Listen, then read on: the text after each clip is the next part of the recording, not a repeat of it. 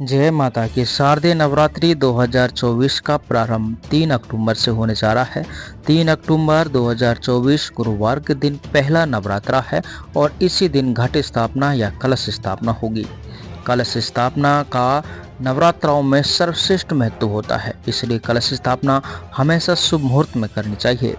अब की बार कलश स्थापना के शुभ मुहूर्त क्या निकले हैं, उनके बारे में पंचांग के अनुसार आपको विस्तार से जानकारी दी जाएगी।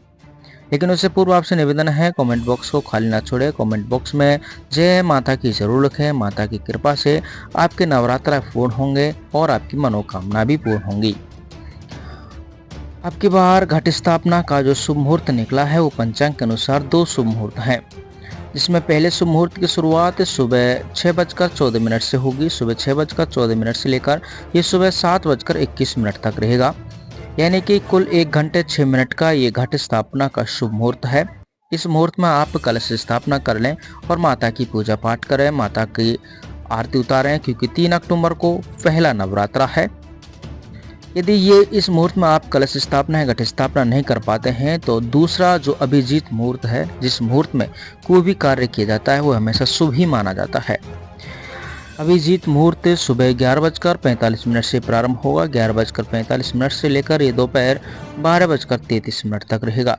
इस मुहूर्त में आप कलश स्थापना, माँ की पूजा पाठ जरूर कर लें, आपकी संपूर्ण मनोकामनाएं पूर्ण होंगी।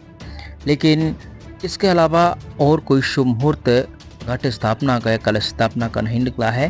लेकिन फिर भी यदि आपसे ये 2 मुहूर्त चूक जाते हैं तो बाकी जो मुहूर्त आपको या बाकी जो समय रहेगा उस समय में भी आप कलश स्थापना कर सकते हैं।